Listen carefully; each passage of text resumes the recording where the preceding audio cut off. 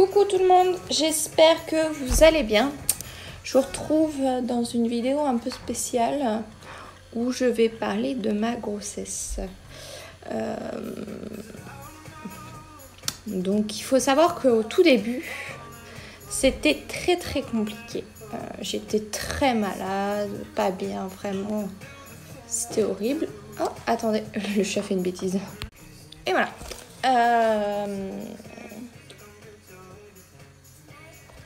Oui, ça a été très compliqué au début, j'ai été très malade, j'étais pas bien, fatiguée forcément, hein. C'est un changement assez conséquent pour le corps, tout ça.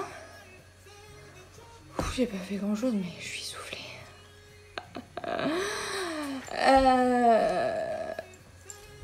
C'est un changement assez conséquent, oui, pour le corps et puis tout ça. Donc forcément, on n'est pas aussi bien qu'on pourrait l'être en temps normal. Et puis la fatigue est différente. Oh là là, pardon. Je suis fatiguée. Mais pas fatiguée...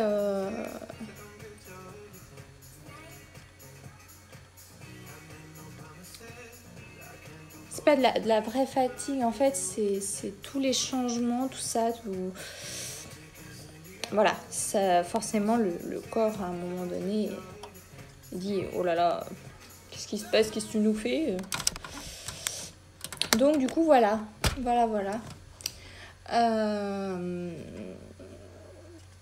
Après, par la suite, donc... La fin du 3e mois, ça a été un petit peu mieux, franchement... Je ne vomissais qu'à partir des odeurs et ça a fait du bien aussi parce que mon corps était épuisé, hein, vraiment, j'en pouvais plus, hein. Et d'ailleurs les premiers changements sur mon corps n'ont pas été mon ventre ou quoi que ce soit, ça a été ma poitrine. J'ai pris de la poitrine tout de suite et c'est tout. Suffit, hein. Je reviens. Je disais donc, oui, j'ai pris de la poitrine tout de suite et ça... compliqué à cacher, hein, forcément. Puisque j'ai doublé de volume. En très peu de temps, hein, donc... Je suis désolée, je suis embêtée avec mon nez. C'est un des désagréments d'ailleurs de la grossesse. Oh là là, c'est quoi cette coiffure? Tant pis. C'est un des désagréments de la grossesse, c'est-à-dire que j'ai le nez bouché tout le temps. Je suis tout le temps en train de me moucher. Je suis tout le temps en train d'aller voir, à me nettoyer le nez, machin. Ça, c'est horrible.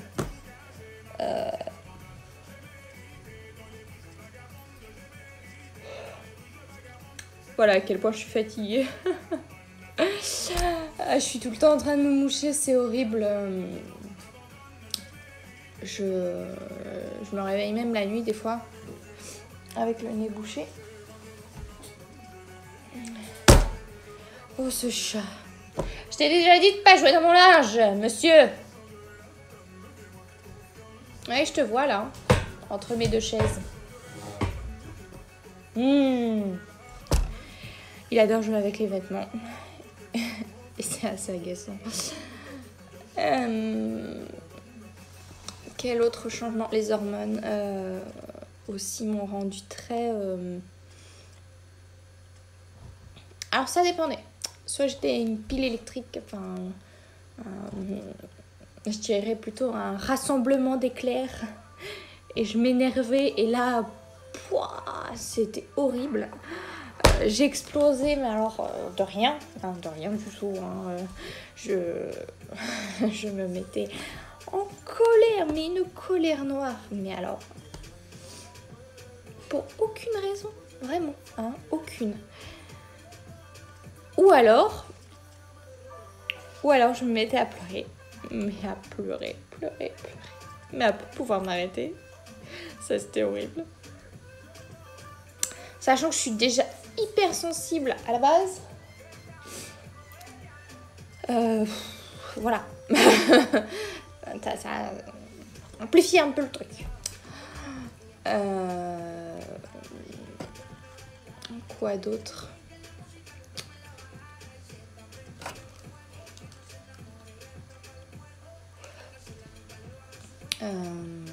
Pas grand chose.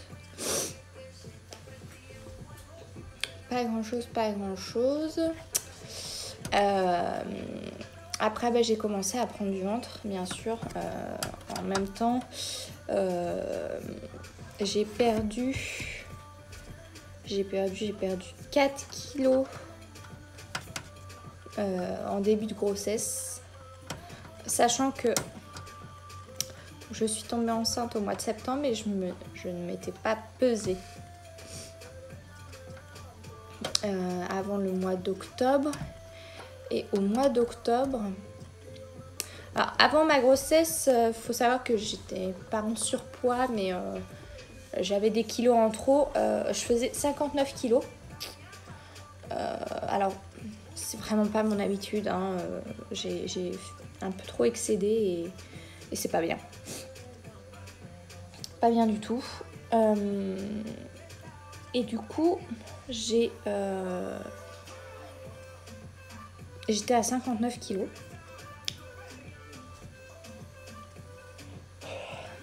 Je suis redescendue à 57 donc en début de grossesse. Au mois d'octobre, quand j'ai fait mon contrôle, j'étais à 57 kilos. Donc, je sais pas trop en fait. Je ne sais pas si j'avais commencé à perdre du poids. Enfin, je suppose que j'avais commencé à perdre du poids avant. Parce que ça m'étonnerait que j'ai perdu 2 kilos comme ça, juste à vomir. Après, je sais pas. Je ne saurais pas le préciser exactement. En plus, j'ai pas de pèse personne à la maison. Donc forcément, vous allez entendre peut-être le chat dans sa litière. Je suis désolée.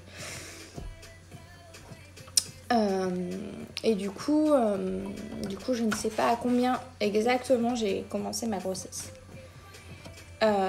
Et donc, je suis redescendue jusqu'à 56 kilos. À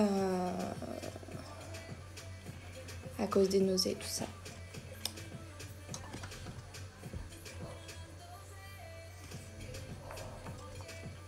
Et à partir du 5e mois, j'ai commencé à reprendre du poids. Ouf! Parce que vraiment, c'était pas cool du tout.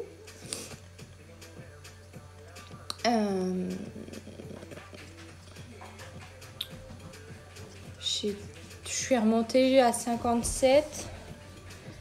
Et par contre, au fil du temps, j'ai quand même pas mal augmenté hein, parce que je suis rendue à 61 kilos. Enfin, je dis ça aujourd'hui, mais demain, j'ai mon rendez-vous du 6e mois et je me demande combien je pèse maintenant. Parce qu'au cours du 5e mois, je me suis pesée pas mal de fois et le poids n'était jamais le même. Hein, on va pas se mentir. Le poids n'était jamais le même. Donc, est-ce que j'aurais encore pris le poids ou pas? Je ne sais pas.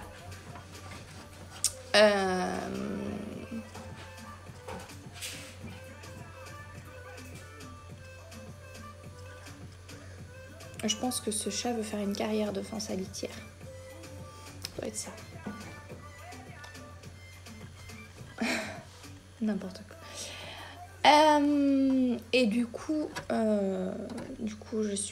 j'ai commencé à être ravie à partir du moment où j'ai commencé à prendre du poids parce que je me suis dit, quand même là, faut pas trop fatiguer mon corps et ne pas trop en prendre. Il faut pas non plus rester trop stagnante à un moment donné. Après, j'ai eu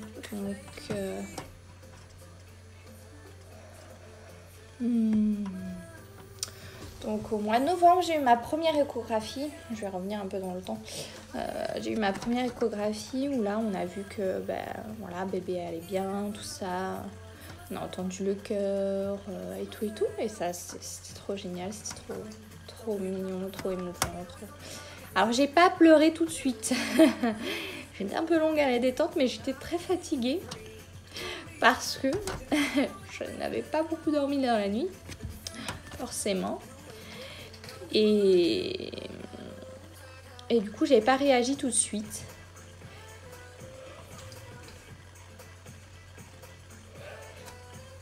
Oh là là là là là. Et donc forcément, entre le moment où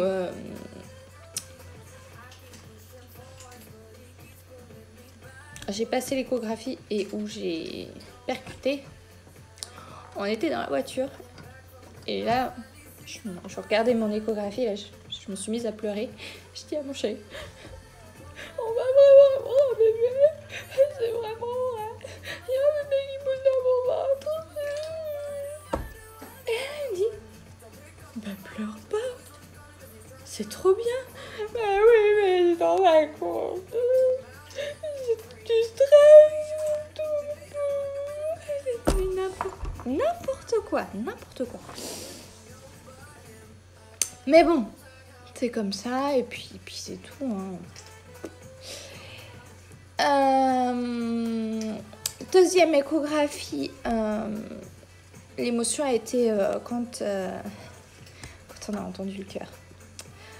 Je l'entends à chaque fois dans le Doppler de la sage-femme, mais vraiment le voir et tout, c'était waouh, c'était trop beau. Du coup, on a appris la position du bébé, tout ça. Alors, je vais essayer de montrer. Hop.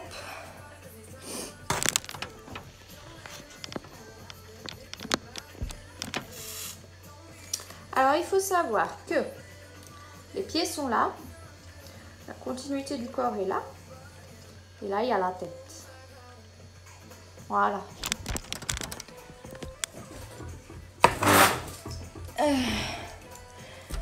Et donc, il a les pieds contre les côtes. C'est trop génial, ça. J'adore. Je suis ravie, hein. Ah, le chat allait faire une bêtise. Attention. Et non, il ne l'a pas faite. Bravo, petit chat.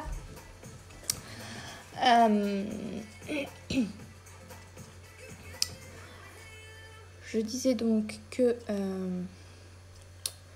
oui, ça a été un petit peu d'émotion, tout ça. En plus, le médecin, l'échographiste, elle a regardé le sexe du bébé et nous, on a tourné la tête parce qu'on ne veut pas savoir. Ça a été compliqué. J'ai voulu regarder, mais non, on a dit qu'on attendait, donc on attend. C'est comme ça, puis c'est tout. Et waouh, c'était magnifique. Je vais remonter un peu dans le temps. Du coup, mon 5e mois, mon 4e mois, c'est bien passé. Mon 5e mois, c'est plutôt bien passé. Le seul problème, c'est vraiment pour dormir. J'ai un ventre assez conséquent, et vraiment pour dormir, c'est horrible. Faut pas se mentir, c'est horrible. Je ne sais pas comment me mettre, je ne sais pas comment me positionner. Je ne peux pas dormir sur le dos, je ne peux pas dormir sur le ventre. Forcément, je dois me mettre sur le côté, mais quel côté et machin, pour pas avoir de remontées acides, tout ça. Pouah, mais quelle horreur. Mais c'est pour la bonne cause. C'est ce qu'on se dit. C'est ce qu'on se dit avec mon chéri. J'ai commencé à sentir bébé... je l'ai pas dit ça. J'ai commencé à sentir bébé le 31 décembre, réellement un vrai coup. C'est-à-dire que je le sentais avant, je savais quand il appuyait sur le bas de mon ventre, tout ça. Mais je ne l'ai jamais senti de vrai coup.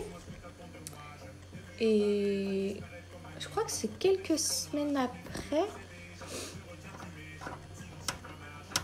2 ou 3 semaines après, je crois. C'est monsieur qui a senti le vrai premier coup avec sa petite main. Enfin, sa grosse main en fait. Et c'était que d'émotion, quoi. C'est trop mignon. Et depuis, ça s'était un petit peu arrêté. En fait, bébé, dès que papa mettait la main sur le ventre, c'était fini. Le bébé ne bougeait plus. C'était genre, oh, statue. Il y a quelque chose qui me touche. Oh. Donc, c'était assez marrant, hein, franchement. Enfin, pour moi, c'était assez rigolo.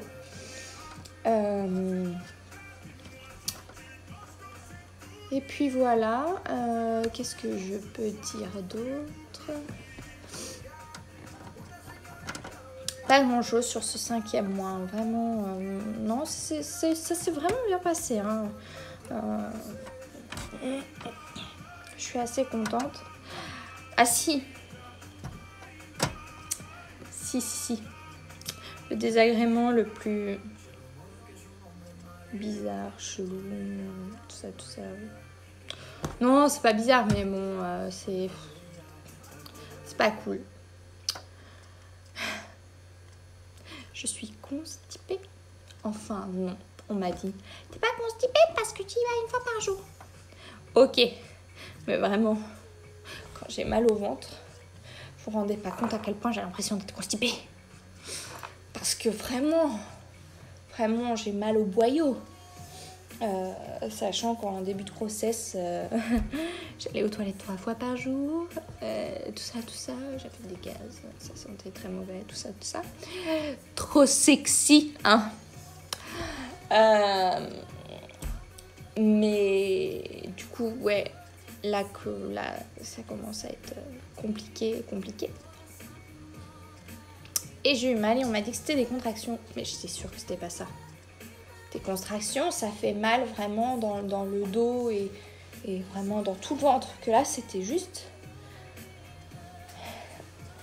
sur les côtés et en bas. Mais en fait, c'est parce que la douleur était en haut, mais ça rejoignait en bas. Enfin bon, la sage-femme m'a expliqué ça vendredi. Qu'en fait, c'était là. Mais c'était normal que j'avais mal dans le bas du ventre. Enfin, que c'était en haut du ventre. Mais que c'est normal que j'avais mal en bas du ventre.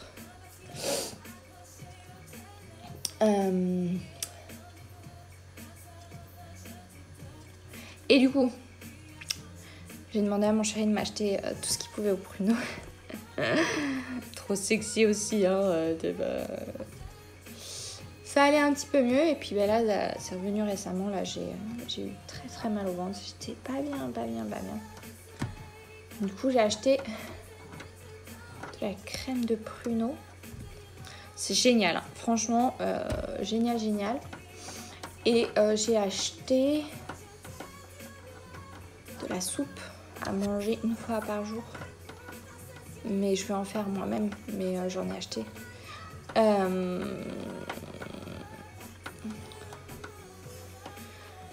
Parce que la sage-femme m'a dit que c'était pas mal d'en manger. Donc, j'en mangerai 1 fois par jour et puis c'est tout. C'est pas grave. C'est ce que je dis. Je préfère qu'elle me donne des conseils nutritionnels plutôt que de prendre des médicaments. Parce que vraiment, j'ai pas envie, quoi. Les médicaments, c'est pas bon. En plus, ceux pour aller aux toilettes sont particulièrement dégueulasses. Et puis voilà. Donc là, je suis entrée dans mon 6e mois. Mercredi dernier.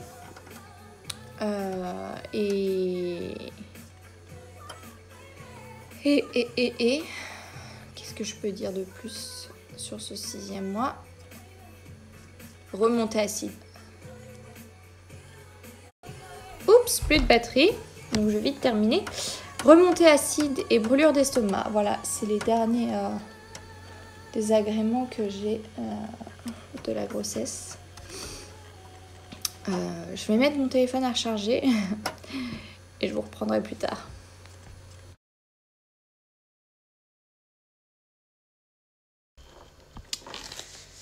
voilà, je vous reprends. Comme je l'ai mis précédemment, je viens d'allumer mon poêle à bois. Enfin, je viens de réussir enfin à l'allumer tout au moins. Du coup, je voulais aussi vous parler de... J'ai ma belle-sœur qui m'a posé une question vraiment très intéressante en me demandant ce que ça faisait de devenir parent, de se dire qu'on va avoir son propre enfant. Et j'ai trouvé cette question très très intéressante. C'est aussi ce qui m'a donné l'idée de faire cette vidéo sur ma grossesse, d'en parler, etc. Parce que je me suis dit, voilà, au moins... j'en parle, je mets pas de tabou, etc. Et voilà. Alors, mon propre ressenti à moi, sachant que j'ai pas eu une mère très très présente dans ma vie d'enfant en fait. J'ai ma mère qui travaillait, donc qui était très souvent absente et j'en ai beaucoup souffert.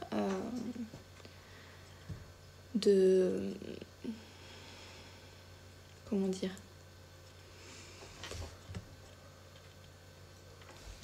pardon, de cette absence, pas vraiment en fait, enfin, c'était une absence mais je veux dire c'était pas, comment dire, je savais que c'était pour le travail, que c'était pour gagner de l'argent, pour qu'on puisse faire des sorties, etc. Mais c'est vrai que j'en ai beaucoup souffert. Plus quand j'étais petite. Et après, j'ai eu mon petit frère qui est né, j'avais quasiment 8 ans. Et là, ça a été encore pire en fait. C'est-à-dire qu'elle ne s'occupait plus que de lui et plus du tout de moi. J'ai eu un réel manque d'affection maternelle parce que ma mère était trop occupée en fait à s'occuper de mon frère, etc. Plus pendant la grossesse il y a eu pas mal de problèmes, etc. Elle avait des examens à faire, tout ça. Bon après voilà, hein, moi maintenant en tant que future maman je peux comprendre les examens qu'elle avait à faire, etc. Mais c'est vrai qu'à ce moment-là je ne comprenais pas à quel point c'était important. Si vous entendez des bruits bizarres, c'est le chien qui est en train de chasser une mouche, hein, je suis désolée.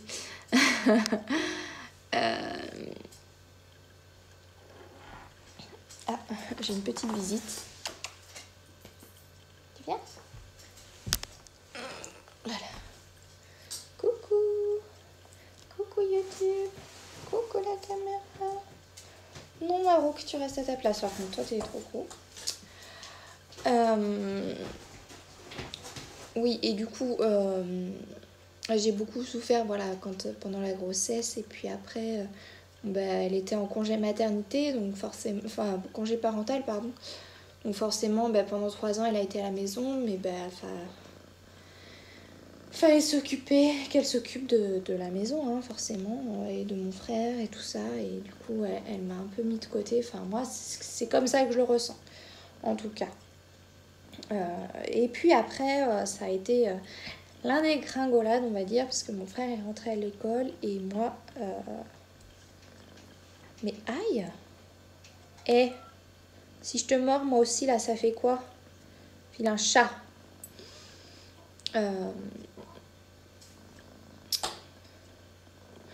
Pardon, j'ai perdu le fil de ma conversation. Oui, quand mon frère est rentré à l'école,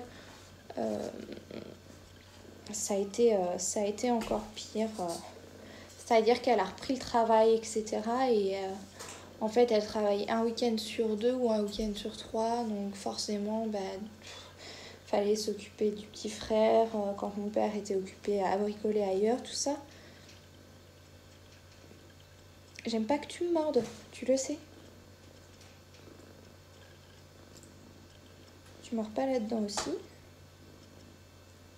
Eh, tiens, hop, voilà. Comme ça, tu pourras plus le mordre n'importe quoi. Si t'as envie de mordre, va mordre le chien, hein. Ou Obi-Wan.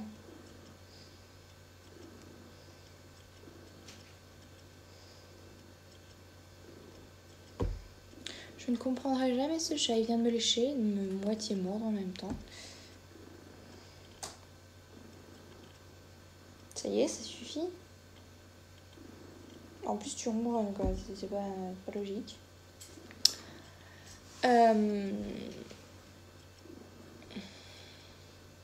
Donc oui, il fallait que je m'occupe de mon petit frère, tout ça. Et j'ai très vite pris le rôle de maman avec lui. C'est-à-dire que c'est souvent moi qui le faisais manger, on faisait notre bain ensemble, etc.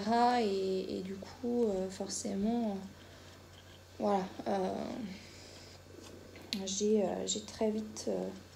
Pour moi, j'ai très vite pris le rôle de maman à la place de ma mère parce que elle n'était pas là. Donc pour moi, ça paraissait logique. Ça paraissait logique. Et puis après, quelques années plus tard, donc mes parents ont acheté une maison. Et ma mère s'est fait mal au dos ou je ne sais quoi. Enfin, ou alors c'est la... Je sais pas comment expliquer ça. Mais en tout cas, elle a été en arrêt de travail, tout ça. Et à ce moment-là, elle a commencé à me dire oui, mais t'es pas sa mère, machin. Parce que c'est vrai que je continuais à avoir cette espèce de rôle, en fait, de maman avec mon frère, alors que ma mère était là quand même pour le reprendre en cas de besoin, etc. Mais pour moi, ça paraissait logique. J'avais toujours eu ce rôle-là avec lui, donc pour moi, ça paraissait logique. Et du coup, voilà,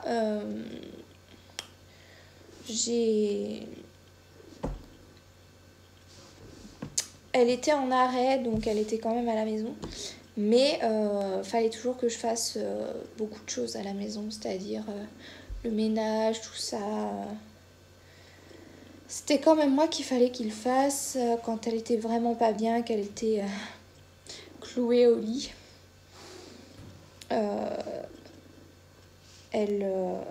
Je lui ramenais son repas souvent au lit pour être sûre qu'elle mange et qu'elle ne se fasse pas plus mal, parce qu'à ce moment-là, je pensais que c'était réellement grave, alors qu'en fait, non.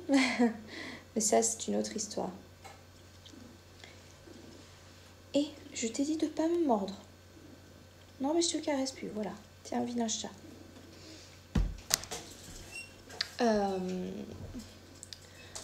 Donc, du coup, voilà. J'ai pas eu vraiment de vraie figure maternelle. Avec mon frère, je l'ai juste fait à l'instinct, en fait. Voilà, tout simplement, je l'ai fait à l'instinct. Parce que j'avais pas le choix, parce que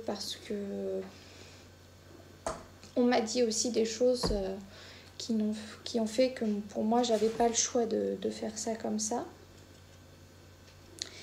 Et puis voilà, donc là, en fait, je vais faire la même chose. J'ai aussi les gens autour de moi qui font des choses et tout ça. Et moi, je me dis qu'il y a des trucs, vous voyez, que moi, je veux pas reproduire. C'est-à-dire, je préférerais acheter des livres à mes enfants, par exemple, que je ne sais quel jouet ou je ne sais quel... Parce que apprendre à lire, c'est quand même très, très important. Il y a aussi l'histoire de regarder la télé, tout ça, faudra limiter. Mais après, c'est toute une question d'organisation,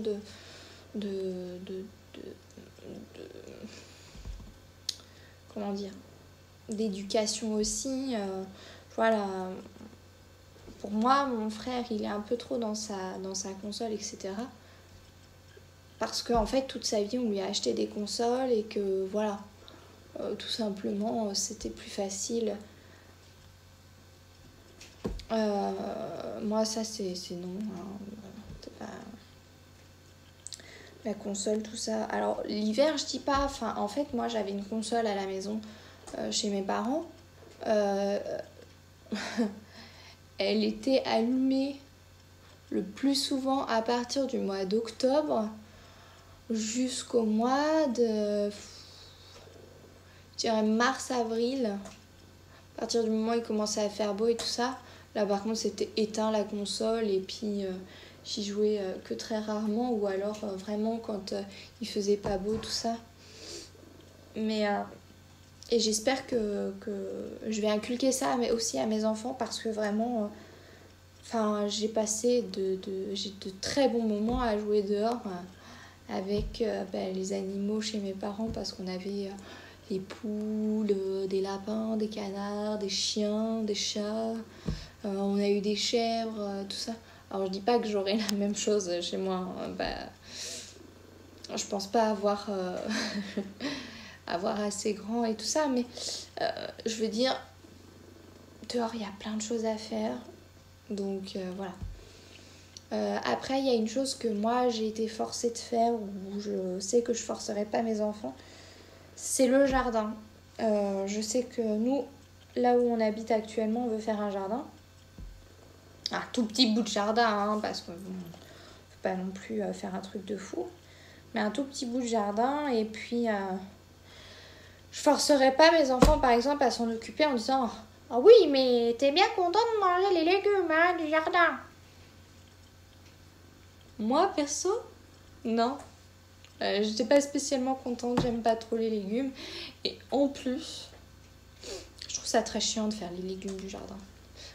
Après, en grandissant, je dis pas en grandissant, là, moi, le jardin qu'on va faire, on en a parlé avec mon chéri, on veut le faire tous les deux, hein, il n'y a pas de plus l'un ou plus l'autre, mais c'est vrai que quand j'y pense, je me dis... Quand j'étais petite, on me forçait à le faire, j'aimais pas ça. Et puis là, maintenant, je vais en faire un, quoi. C'est pas tout à fait logique, hein, mais bon, c'est comme ça. Enfin, voilà ma vision de la parentalité. Moi, ça me fait peur aussi, dans le sens où j'ai peur de l'accouchement parce que de 1, je me dis que si je veux la péridurale et que j'arrive pas à la supporter parce que je suis quelqu'un qui a un estomac très très fragile et qui vomit de rien sous médicaments. Et je me dis, oh là là, s'ils me font la péridurale et que j'arrête pas de vomir, mais comment je vais faire? Comment je vais garder mon énergie?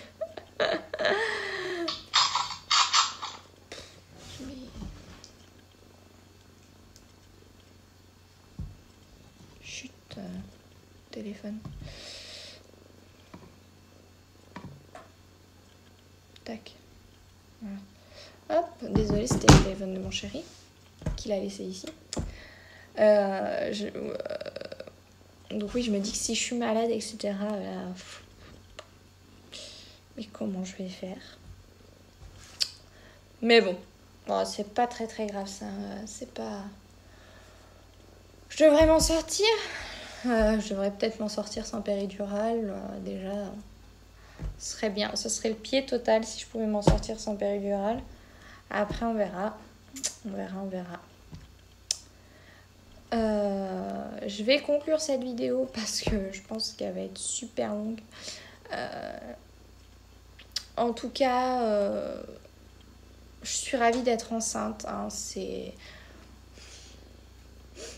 Je ne vis pas du tout mal ma prise de poids, je ne vis pas du tout mal le fait que j'ai été malade. Bon, bien sûr, quand je suis malade, je me plains.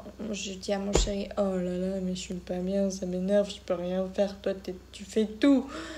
Et heureusement qu'il est là parce que vraiment, il fait... Quand je suis très malade et que je ne peux pas assumer, il assume totalement. Il fait tout à la maison, c'est vraiment génial. C'est le meilleur amoureux que j'ai pu trouver, franchement.